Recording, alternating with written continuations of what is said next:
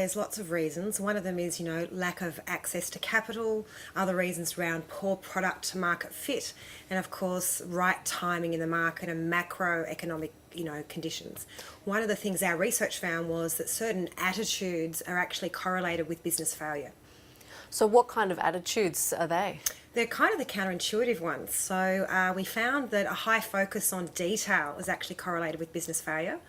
And we also found a really high focus for planning and structure was also correlated with failure.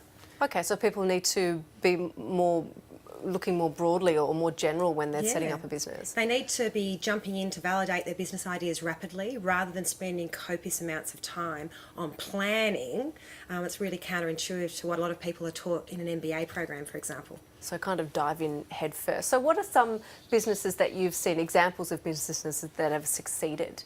All sorts of different industries, supporting businesses, start their business and sell their businesses for several hundreds of millions of dollars. And they've all had that right product to market fit, importantly had that strong entrepreneurial leadership. Have you seen, you've been sort of in this for about 20 years, there's been a lot of technology change in that time. How's that impacted small businesses, the kinds of businesses and also how they operate? Well, so many small businesses found it very difficult initially to be able to understand technology changes and getting ahead of the curve. And then, of course, you've got the real mavericks who actually grounded their whole business in new age tech.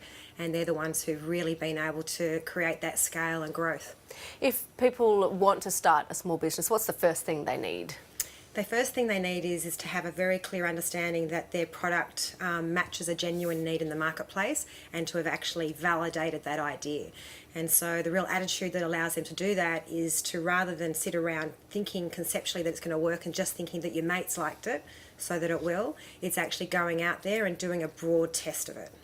So, for example, if there's lots of coffee shops on that street, perhaps that's not the best idea. Exactly. Okay.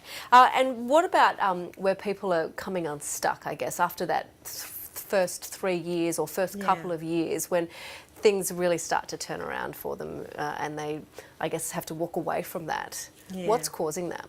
One of the things we found in our research was that the attitudes that lead to an early stage startup to be successful actually change as there's more scale and size and maturity in the business.